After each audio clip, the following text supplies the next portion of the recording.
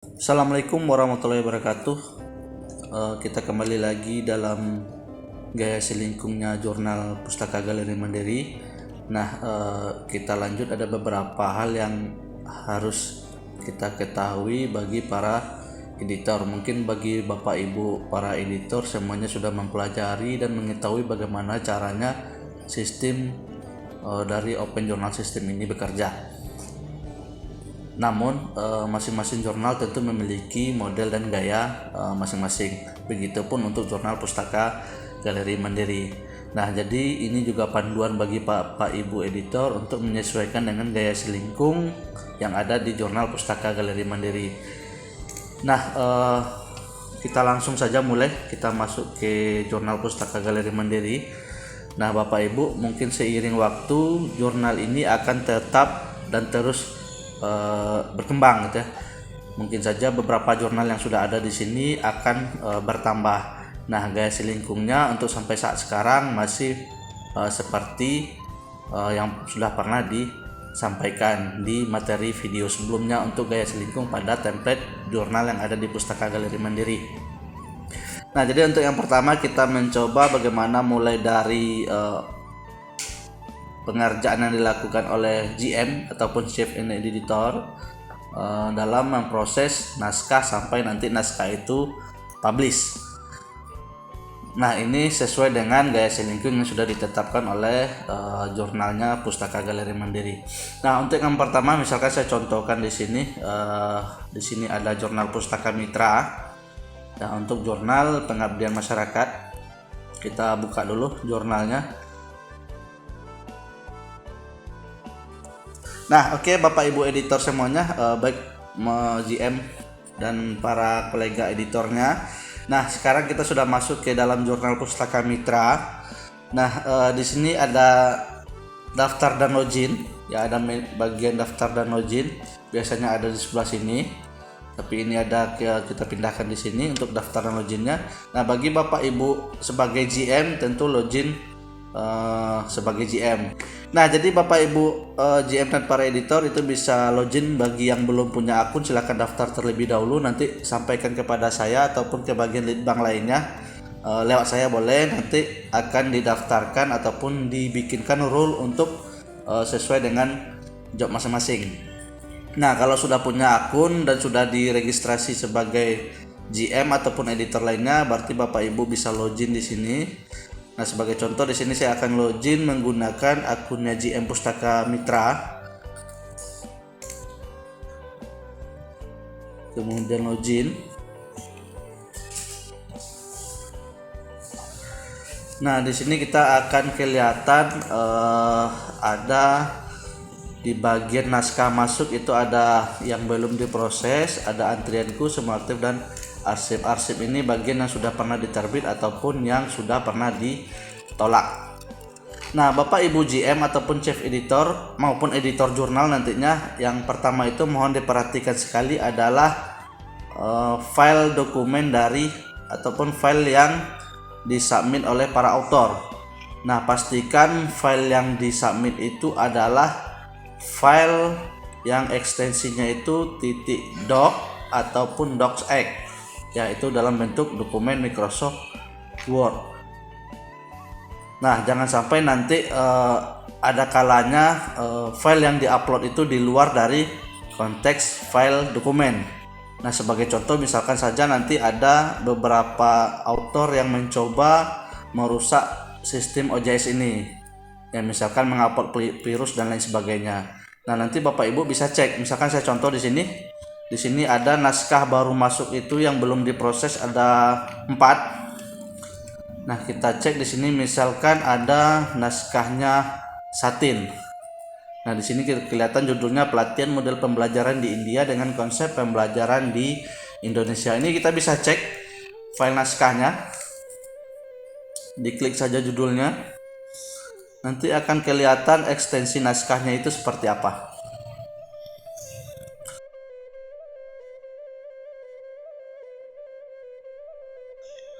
Nah, di sini kita sudah kelihatan, sudah terbuka alur kerja dari naskah yang sudah disubmit oleh si author yang bernama Satin. Nah, Bapak Ibu GM ataupun editor jurnal itu bahkan melihat file naskahnya. Nah, yang dilihat itu adalah titik terakhir dari nama naskah, nama file. Ya, apakah dia berformat docs ataupun docx, yaitu merupakan format dari Microsoft Word. Nah, kalau seandainya seperti ini, misalkan ini ada .SQL, nah ini di luar dari file yang biasa. Jadi Bapak Ibu tidak usah buka file yang seperti ini, bisa saja ini virus ataupun program SQL injection dan lain sebagainya yang akan merusak sistem ataupun nanti bakalan merusak dari perangkat Bapak Ibu GM ataupun Dewan Editor. Ya, jadi kalau ketemu dia di luar docs ataupun docx, itu Bapak Ibu tidak perlu proses naskahnya.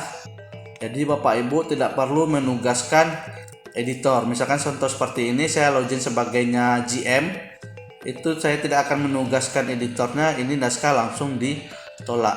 Kembali lagi ke bagian naskah masuk. Jadi kita punya autornya si Satin.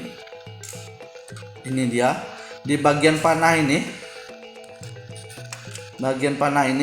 Bapak Ibu langsung hapus file yang sudah disubmit dalam bukan formatnya docs tadi. Ya, tinggal dihapus, pastikan dia di yes. Nah, kira-kira seperti itu Bapak Ibu. Jadi kebanyakan beberapa jurnal itu mengalami permasalahan ketika dibuka filenya itu bukan merupakan file dari dokumen, melainkan dari file spam, virus dan lain sebagainya. Itu nanti hati-hati. Saya pastikan format filenya itu adalah doc ataupun docx. Nah, itu yang pertama. Nah, berikutnya ketika tadi yang pertama kita sudah ngecek ada satu author yang mengirimkan format filenya itu bukan dokumen Microsoft Word. Nah, kita cek lagi file berikutnya. Di sini kita punya ada 3 lagi yang belum diproses. Kemudian kita cek, coba kita lihat dari filenya ataupun dari autornya Prakosa. Nah, di sini kita kelihatan bahwasannya filenya itu formatnya doc, ya, sesuai dengan format dokumen template yang sudah kita siapkan.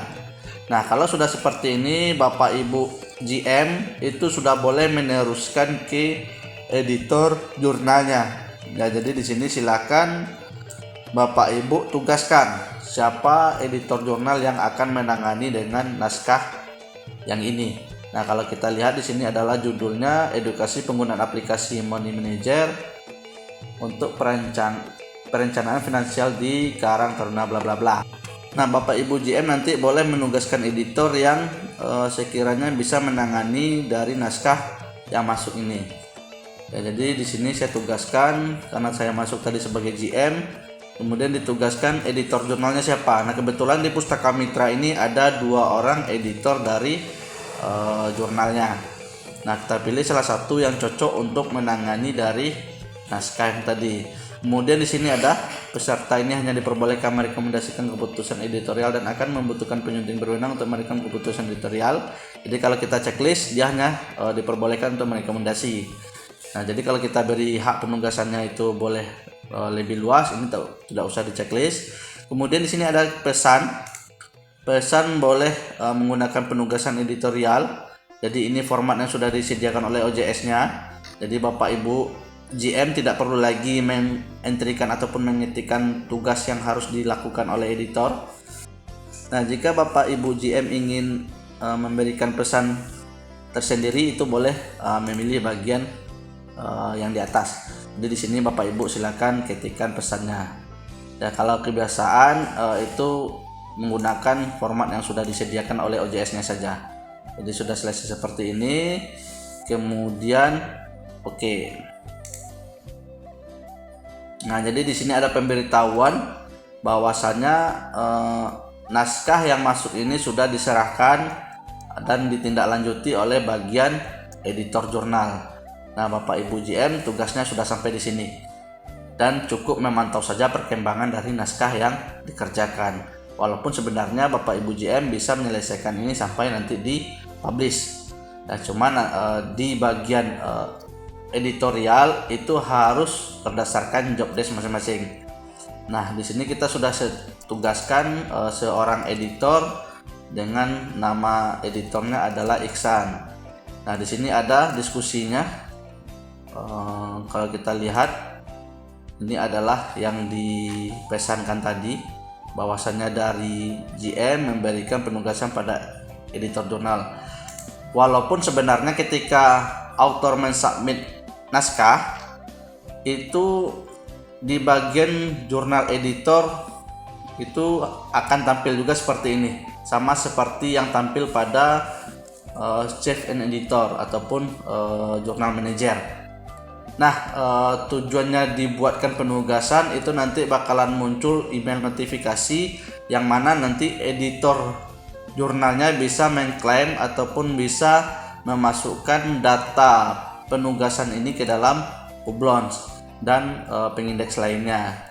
Ketika sudah ditugaskan oleh jurnal manajernya, naskah ini akan ditindaklanjuti oleh bagian dari editor jurnal. Nah, jadi di sini saya masuk sebagai editor jurnal, ke login.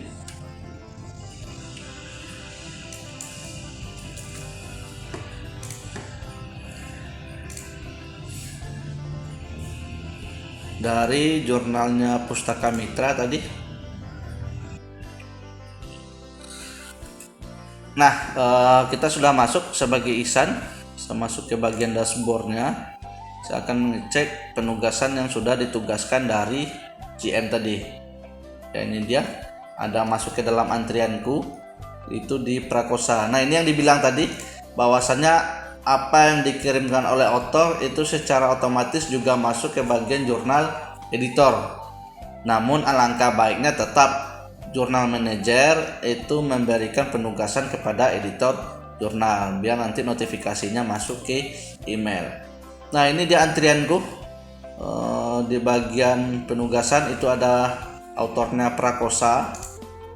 Nah, di sini saya buka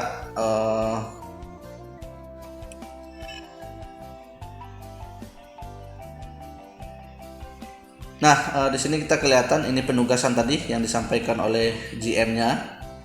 Kemudian tugas dari editor jurnal itu adalah melihat naskah ini ataupun manuskrip ini itu cocoknya ditugaskan ke bagian section editor yang mana. Kalau seandainya di pengelola jurnalnya itu memiliki beberapa section editor. Nah, harusnya ini dibaca, dibuka nanti filenya, ataupun nanti kalau seandainya naskah ini di luar ruang lingkup dari jurnal yang dikelola, ini boleh ditolak. Jadi boleh dipilih tolak naskah.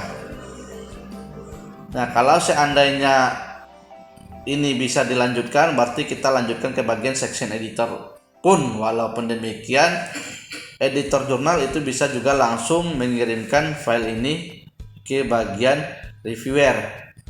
Ya, tapi alangkah bagusnya nanti ini ditugaskan ke bagian section editor. Jadi nanti di sini jurnal editornya boleh menugaskan si section editor.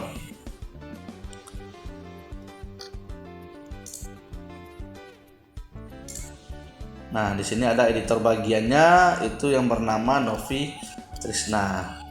Jadi ditugaskan ke bagian Novi Trisna. Nah, di sini juga ada perizinan, mengubah rincian publikasi, memperoleh rekomendasi gitu ya. Sama seperti GM tadi. Nah, ini juga boleh mau bikin pesan sendiri atau pesan yang sudah disediakan. Nah, kemudian di-okekan.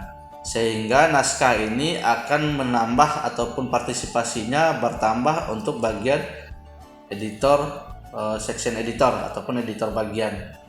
Dan nanti kalau seandainya editor bagian ini tidak bisa bekerja, editor jurnal itu bisa langsung melanjutkan ke bagian kirim untuk ulasan atau kirim ke reviewer. Nah, tapi nanti ditunggu dulu proses pengerjaan yang dilakukan oleh si editor bagian. Nah, kita coba masuk ke editor bagian akunnya Novi Trisna. Jadi kita buka lagi di sini. Kita login menggunakan Novi Trisna. Nah, tampilan di editor bagian ataupun section editor adalah yang diberikan oleh editor jurnal. Ya, jadi berbeda dengan editor jurnal. Karena editor jurnal itu apapun yang di submit author itu ada, tapi kalau section editor ataupun editor bagian hanya menerima penugasan yang dilakukan ataupun yang diberikan oleh editor jurnal. Nah, ini dia naskah yang masuk yang harus dikerjakan. Nah, untuk bagian section editor ataupun editor bagian itu akan mengecek kira-kira naskah ini cocoknya dikirim ke reviewer yang mana. Nah, jadi ini naskahnya harus kita download terlebih dahulu.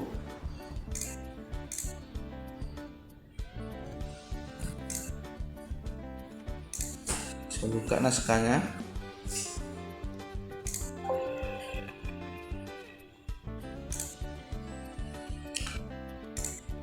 Nah, tugas section editor itu hampir sama dengan section editor pada umumnya. Yang membedakan di sini untuk di jurnal Pustaka Mitra ataupun jurnal Pustaka Galeri Mandiri lainnya itu adalah membuang nama author. Begitupun dengan program studi, perguruan tinggi, email dan lain sebagainya. Ini untuk menjaga objektivitas dari hasil manuskrip yang akan di review. Jadi section editor itu harus minimal menyiapkan ada folder. Ya, misalkan di sini saya siapkan folder.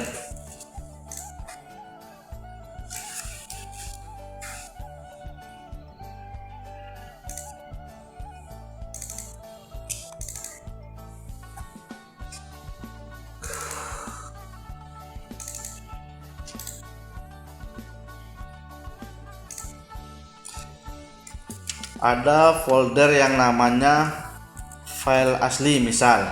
Ya, jadi nanti disesuaikan dengan yang Bapak Ibu tentukan. Nah, di file asli ini saya akan menyimpan naskah asli dari si author yang bernama Adi Prakosa. Ya, jadi kalau kita lihat filenya itu ada di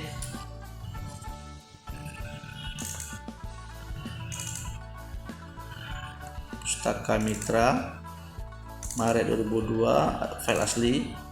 Nah, nama filenya boleh diganti sesuai dengan nama autornya biar mempermudahkan kita saja nanti untuk mengidentifikasi ini manuskrip milik siapa.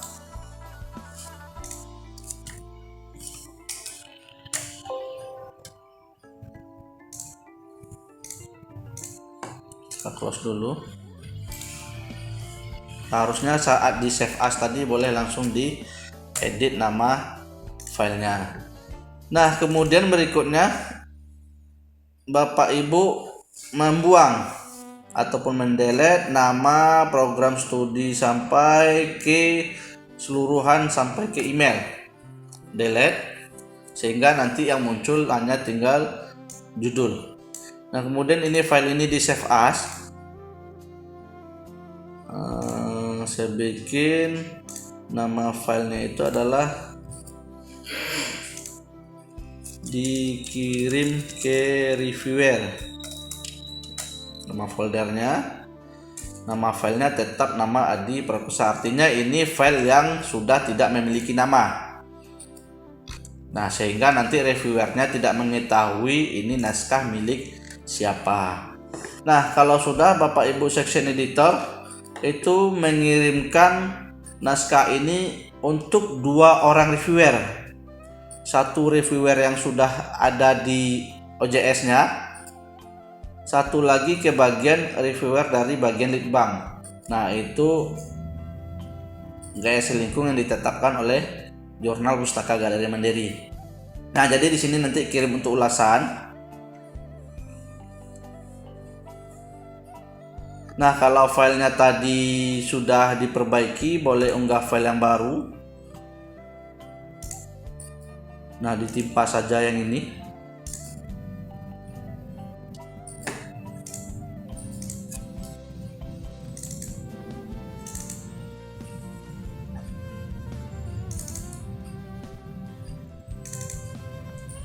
Berarti yang kita ambil adalah file yang akan dikirim ke reviewer.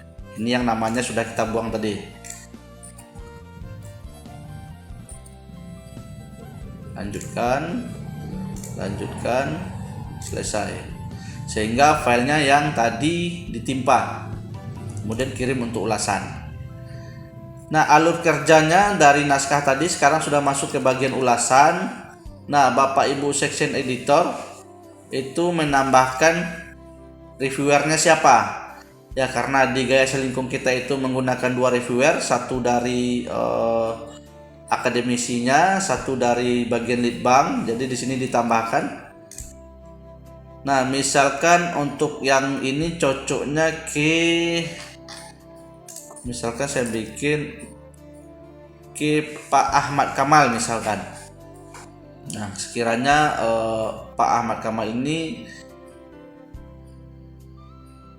ahli di naskah yang tadi misalkan. Kemudian ketika kita klik pilih peninjau. Kemudian di sini kalau mau kirim notifikasi ini jangan di checklist. Kalau seandainya tidak mau ada notifikasi masuk ke email, ini di checklist. Nah, sebaiknya seperti yang tadi, notifikasi tetap selalu ada. Ya, tujuannya biar nanti bisa diklaim dalam proses reviewer dari jurnal atau sudah pernah mereview jurnal, seperti yang bisa diklaim di Publon dan lain sebagainya. Ya, jadi ini jangan di checklist kalau mau notifikasi, tapi kalau tidak mau notifikasinya terkirim, ini di checklist. Nah, kemudian ada tipe reviewer. Tipe reviewer di sini itu adalah tertutup ganda, ya artinya double blind reviewer. Si reviewer tidak tahu autornya siapa, si autor pun demikian, dia tidak tahu siapa reviewernya. Nah, kalau sudah klik tambah peninjau. Nah, berarti ini sudah ada satu orang reviewer, Pak Ahmad Kamal, untuk mereview naskah ini. Bapak Ibu GM ataupun editor jurnal boleh mengabari beliau bahwasanya ada naskah masuk untuk di review. Ya, siapa tahu nanti Pak Ahmad Kamalnya tidak ngecek, misalkan ada notifikasi. Nah, berikutnya tambahkan peninjau lagi.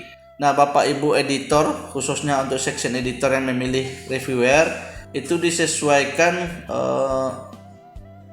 akun leadbank yang akan dipakai. Misalkan contoh di sini adalah Pustaka Mitra, jadi nanti akun leadbanknya itu adalah si Pustaka Mitra. Dan nanti kalau seandainya Bapak Ibu di Pustaka Kata ataupun Pustaka Data, sesuaikan bahwasanya reviewer yang berada di leadbanknya harus Pustaka Data. Nah, sebagai contoh di sini saya tambahkan peninjau yang baru. Karena ini Pustaka Mitra, kita cari reviewer di Pustaka Mitra. Nah, ini dia. Nah, misalkan nanti ada Pustaka Aktiva, jadi Bapak Ibu pilih yang Pustaka Aktiva. Nah, saya pilih Pustaka Mitra, kemudian pilih peninjau. Nah, yang untuk reviewer dari leadbank itu tidak perlu dikirim surelnya, cukup kabari saya saja, nanti akan ditugaskan kira-kira siapa reviewer yang akan memeriksa ini. Kemudian tambah peninjau. Oke. Nah, tadi saat pembuatan reviewer itu ada batas waktu, ini tadi kelupaan. Jadi Bapak Ibu boleh sesuaikan batas waktunya kapan, berapa lama harus segera direspon dan lain sebagainya. Nah, nanti Pak Ahmad Kamal ini khusus mereview bagian konten dari artikel. Nah, sedangkan reviewer yang dari Pustaka Mitra nanti akan memberikan kepada Bapak Ibu editor itu adalah berupa yang pertama isinya hasil similarity. Ya, hasil similarity nanti akan dikerjakan oleh bagian leadbank ini. Ya, jadi pengerjaannya belum disampaikan ke bagian editor, tapi di bagian reviewer Pustaka Mitra. Jadi sekalian tim dari reviewer Pustaka Mitra akan ngecek dari total similarity-nya. Nah, yang perlu kita ketahui itu di jurnal Pustaka Galeri Mandiri itu rata-rata sekarang similarity-nya yang masih dianggap bisa itu kurang atau sama dengan 30%. Jadi kalau seandainya lebih dari itu mohon diperbaiki ataupun dikirim lagi kepada author agar manuskripnya diperbaiki. Nah, kalau sudah seperti ini berarti bagian scene editor ataupun editor bagian itu menunggu hasil yang dikeluarkan dari si reviewer. Jadi untuk edisi yang kedua kita cukupkan sampai di sini. Nanti akan kita lanjut dengan video ketika naskah ini sudah di review. Oke Bapak Ibu, kita tutup dulu sampai di sini. Mudah-mudahan dapat dipahami. Bagi yang bingung boleh kontak saya saja nanti. Kita tutup. Assalamualaikum warahmatullahi wabarakatuh.